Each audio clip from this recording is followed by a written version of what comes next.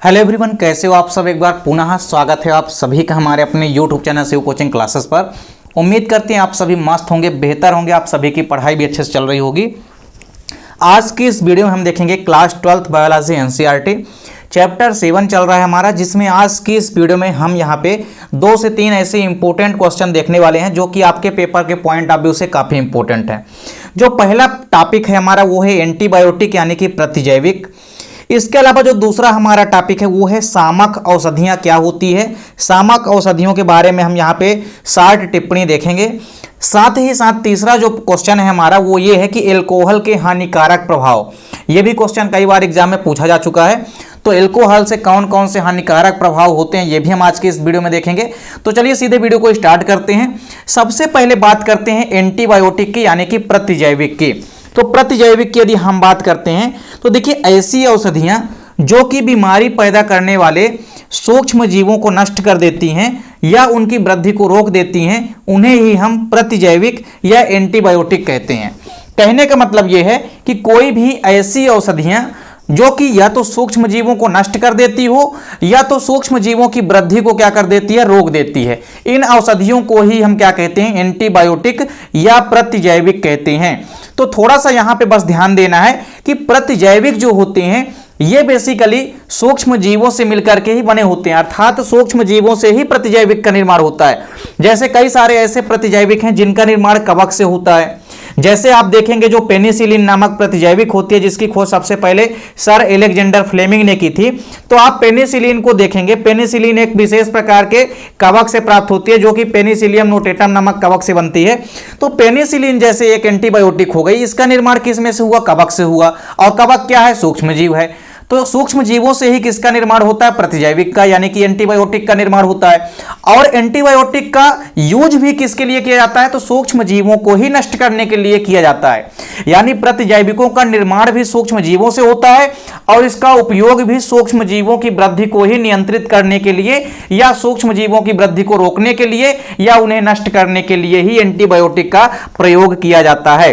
तो ऐसी औषधियां जो कि बीमारी पैदा करने वाले सूक्ष्म जीवों को ही नष्ट कर देती हैं या उनकी वृद्धि को रोक देती हैं, इन औषधियों को ही हम कहते हैं प्रतिजैविक या एंटीबायोटिक। एंटीबायोटिक के कई सारे एग्जाम्पल हैं आप जिनको याद रख सकते हैं जो कि काफी इंपॉर्टेंट है। पहला है स्ट्रेप्टोमाइसिन, दूसरा है टेट्रासाइक्लिन और तीसरा है एरियोमाइसिन। इसके अलावा आप पेनिसिलिन याद रख सकते हैं जो कि इंपॉर्टेंट प्रतिजैविक या एंटीबायोटिक है। तो इस प्रकार से एंटीबायोटिक के आपको 2 से 4 एग्जाम्पल भी माइंड में रखने हैं। देखिए, कोई भी जीवाणु या रोगाणु जो है ये शरीर में विभिन्न प्रकार के रोग उत्पन्न करते हैं और हमने आपको पहले ही बताया है कि कोई भी रोगाणु या रोगजनक जो कि शरीर में आने के पश्चात रोग उत्पन्न करते हैं उन्हें हम क्या कहते हैं, रोगाणु कहते हैं या कि हम एंटीजन कहते हैं। तो रोगाणु या कोई भी जीवाणु शरीर में विभिन्न प्रकार के रोग उत्पन्न करते हैं, जिससे होता क्या है कि शरीर की जो रोग प्रतिरोधक क्षमता होती है वो धीरे धीरे क्या हो जाती है, शिथिल हो जाती है। शिथिल का मतलब है कि शरीर के अंदर की रोग प्रतिरोधक क्षमता जो है वो कम होने लगती है, कमजोर होने लग जाती है।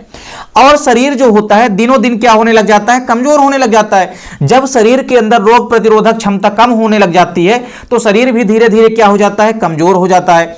और जब शरीर कमजोर हो जाता है तो ऐसी सिचुएशन में ही एंटीबायोटिक या प्रतिजैविक दवाओं का उपयोग करना अनिवार्य हो जाता है।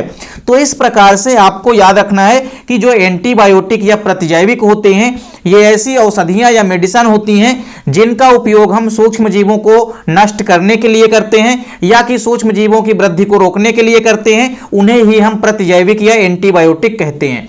दूसरा जो क्वेश्चन है हमारा वो ये है कि सामक औषधियां क्या होती है, इनके एग्जाम्पल लिखिए। देखिए, चैप्टर जो 7 है इसमें से आपके छोटे छोटे क्वेश्चन पूछे जाते हैं जो कि 3 नंबर के स्पेशली क्वेश्चन पूछे जाते हैं। तो वो 2 से आप समझ सकते हैं कि जो 2 या 3 नंबर वाले क्वेश्चन है उनको बहुत ज्यादा आपको नहीं लिखना है, आपको एग्जैक्ट उतना ही लिखना है जितना हम यहाँ पे कवर करा रहे हैं। सामक औषधियां देखिए क्या है, सामक औषधियां ऐसी औषधियां होती है या आप ऐसा कह सकते हैं कि इस औषधियों के अंतर्गत ऐसी औषधियों को शामिल किया गया है जो कि सीधे हमारी ब्रेन यानी कि मस्तिष्क पर अर्थात सेंट्रल नर्वस सिस्टम केंद्रीय तंत्रिका तंत्र को सीधे सीधे निष्क्रिय कर देती हैं। ऐसी औषधियों को ही हम कहते हैं सामक औषधियां।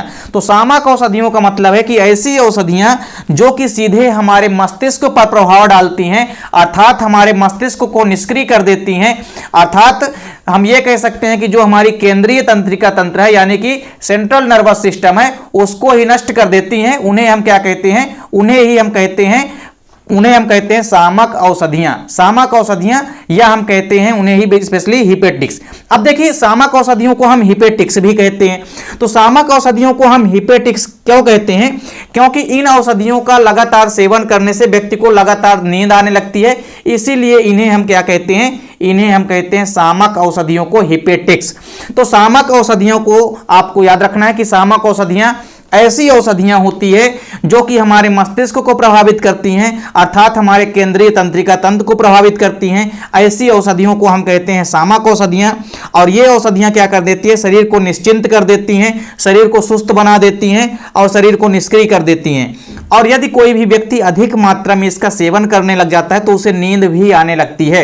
और इसी कारण से ही हम सामक औषधियों को हिपेटिक्स भी कहते हैं, यानी सामक औषधियों को हम हिपेटिक्स भी कहते हैं। क्यों कहते हैं, क्योंकि इन औषधियों के सेवन से नींद आने लगती है, इसीलिए इन्हें हम हिपेटिक्स कहते हैं। सामक औषधियों के आपको यहां पे 2 से 3 एग्जांपल याद रखना है। पहला एग्जांपल है बार्बिचुरेट्स, ये सबसे प्रमुख एग्जांपल है, और दूसरा है बेंजोडाइएजोपिन्स। दोनों एग्जांपल आपको याद रखना है, बार्बिचुरेट्स और दूसरा है बेंजोडाइएजोपिन्स। दोनों एग्जांपल एग्जाम में पूछे जाते हैं। तो सामक औषधियां क्या है, इनके 2 एग्जांपल आपको याद रखना है। अगला जो हमारा क्वेश्चन है वो ये है कि एल्कोहलों के हानिकारक प्रभाव, कौन कौन से डिसएडवांटेज होते हैं अगर कोई व्यक्ति ज्यादा एल्कोहल लेता है। तो देखिए पहला जो डिसएडवांटेज या हानिकारक प्रभाव है वो ये है कि अगर कोई व्यक्ति यदि ज्यादा मात्रा में एल्कोहल का सेवन करता है तो इसको पीने से होता क्या है कि जो मस्तिष्क या ब्रेन होती है उसके नियंत्रण की शक्ति जो है खत्म हो जाती है, अर्थात व्यक्ति के सोचने समझने की जो क्षमता होती है वो क्या हो जाती है, धीरे धीरे निष्क्रिय हो जाती है, अर्थात शरीर जो है धीरे धीरे सुस्त हो जाता है, दिमाग पर मस्तिष्क पर शरीर का नियंत्रण नहीं रह जाता है। तो पहला हानिकारक प्रभाव तो यही है कि इसको ज्यादा मात्रा में लेने से या इसको पीने से मस्तिष्क के नियंत्रण की शक्ति क्या हो जाती है, पूर्ण रूप से धीरे धीरे समाप्त होने लग जाती है। तो एल्कोहलों के ज्यादा हानिकारक का मतलब है कि यदि हम एल्कोहलों का ज्यादा सेवन करते हैं तो जाहिर सी बात है कि इससे कुछ ना कुछ हानिकारक प्रभाव उत्पन्न होंगे। तो पहला तो उत्पन्न ये प्रभाव है कि इसको यदि ज्यादा मात्रा में सेवन करते हैं या एल्कोहल को पीते हैं तो इससे मस्तिष्क के नियंत्रण की शक्ति, सोचने समझने की जो क्षमता है, उसके होशो हवास जो होता है उसमें सब में क्या हो जाता है, परिवर्तन आ जाता है। इसके अलावा आप देखेंगे कि इसी कारण से एल्कोहल जो होते हैं वो पीने के बाद मनुष्य की जो गलत सही सोचने की क्षमता होती है वो क्या हो जाती है, धीरे धीरे खत्म होने लग जाती है। क्यों? क्योंकि मस्तिष्क पर नियंत्रण की शक्ति खत्म हो जाती है। तो जब मस्तिष्क पर शरीर का नियंत्रण ही नहीं रहेगा तो एल्कोहल को पीने के बाद व्यक्ति को सही गलत सोचने की क्षमता भी क्या हो जाएगी, धीरे धीरे खत्म हो जाएगी। इसीलिए आप देखे होंगे कि अधिकांशतः अपराध जो होते हैं वो शराब पीने के बाद जो होते हैं। इसके अलावा कई सारे अनेक दुर्घटनाएं भी होती है जो कि हमारा दूसरा यहाँ पे प्रमुख कारण है, या एल्कोहलों का दूसरा हानिकारक प्रमुख प्रभाव यही है कि एल्कोहलों के ज्यादा सेवन के कारण सड़क तथा औद्योगिक दुर्घटनाओं में काफी वृद्धि होती है। तो पहला कारण तो यह है कि एल्कोहलों के हानिकारक प्रभाव से मस्तिष्क पर नियंत्रण के प्रभाव या नियंत्रण की शक्ति जो है खत्म हो जाती है, जिस कारण से व्यक्ति के अंदर सोचने समझने की क्षमता भी क्षीण हो जाती है, सही गलत सोचने समझने की क्षमता भी खत्म हो जाती है। दूसरा प्रमुख हानिकारक प्रभाव यह है कि एल्कोहलों के सेवन से सड़क एवं औद्योगिक दुर्घटनाओं में भी वृद्धि होती है, क्योंकि शराब पीने के बाद, शराब में चूंकि एल्कोहल की मात्रा ज्यादा होती है तो यदि ज्यादा मात्रा में एल्कोहल ले लेंगे तो उससे भी क्या होता है, ज्यादा मात्रा में सड़क दुर्घटनाएं होती है। क्योंकि व्यक्ति के अंदर सोचने समझने की क्षमता क्षीण हो चुकी होती है, ऐसे में एक्सीडेंट वगैरह या दुर्घटना वगैरह के चांसेस जो है ज्यादा हो जाते हैं। फिर इसके बाद देखेंगे आप तीसरा जो हानिकारक प्रभाव है वो ये है कि एल्कोहल का यदि ज्यादा मात्रा में सेवन किया जाता है तो इससे अमाशय जो होता है, अमाशय यानी कि स्टमक जो होता है, इसके अलावा जो हार्ट या हृदय होता है, इसके अलावा लीवर या यकृत तथा अन्य अंगों की जो पेशियां होती है, पेशियां भी क्या होने लग जाती है, धीरे धीरे कमजोर होने लग जाती हैं, जिससे ये सही अंग के रूप में काम नहीं कर पाती हैं, अर्थात ये सही रूप से कार्य नहीं कर पाती हैं। तो तीसरा इंपॉर्टेंट हानिकारक प्रभाव यह है कि एल्कोहल का यदि ज्यादा मात्रा में सेवन करेंगे तो इससे अमाशय, हृदय, यकृत तथा अन्य अंगों की जो पेशियां होती है ये शिथिल होने लग जाती हैं, पेशियां काम करना बंद कर देती हैं, ये सही रूप से कार्य नहीं कर पाती हैं। इसके अलावा चौथा और इंपॉर्टेंट हानिकारक प्रभाव आपको याद रखना है कि जो भी आदमी यदि एल्कोहल का ज्यादा मात्रा में सेवन करता है तो इसकी रोग प्रतिरोधक क्षमता भी क्या हो जाती है, खत्म हो जाती है, जिससे कि टीबी, न्यूमोनिया, कॉलेरा जैसी बीमारियों के होने की संभावना जो होती है वो बढ़ने लग जाती है। तो इस प्रकार से आप देखेंगे कि जो भी यहाँ पे एल्कोहल का हानिकारक प्रभाव है, इन प्रभावों को दृष्टिगत रखते हुए आपको यह भी ध्यान में रखना है कि एल्कोहल की ज्यादा मात्रा में लेने से भी बचना है, क्योंकि एल्कोहल जो है ज्यादा हानिकारक प्रभाव डालता है शरीर के ऊपर। तो आदमी की जो रोग प्रतिरोधक क्षमता होती है, यह भी क्या हो जाती है, खत्म हो जाती है, अर्थात रोगों से लड़ने की क्षमता भी क्या हो जाती है, कम हो जाती है, जिस कारण से जल्दी ही कोई भी रोग जो है शरीर के अंदर हो जाता है। तो इस प्रकार से एल्कोहल की ज्यादा मात्रा या एल्कोहल की अधिक मात्रा लेने से बचना चाहिए, क्योंकि एल्कोहल के कई प्रकार से हानिकारक प्रभाव होते हैं। तो इस प्रकार से आप देखेंगे कि ये तीनों के तीनों जो इंपॉर्टेंट क्वेश्चन है, चाहे वो आपका एंटीबायोटिक या प्रतिजैविक हो, चाहे वो शामक औषधियां हो या एल्कोहल के हानिकारक प्रभाव, तीनों इंपॉर्टेंट क्वेश्चन आपको अच्छे से तैयार करना है। उम्मीद करता हूं वीडियो पसंद आई होगी। वीडियो अच्छी लगे तो लाइक कमेंट जरूर कीजिए, साथ ही साथ दोस्तों के बीच ज्यादा से ज्यादा वीडियो को शेयर कीजिए। चैनल पर यदि नए हैं तो चैनल को सब्सक्राइब जरूर कर लें, साथ ही साथ बेल आइकन प्रेस कर लीजिए ताकि वीडियो की नोटिफिकेशन आपको मिलती रहे। मिलते हैं नेक्स्ट वीडियो में, तब तक के लिए जय हिंद, वंदे मातरम।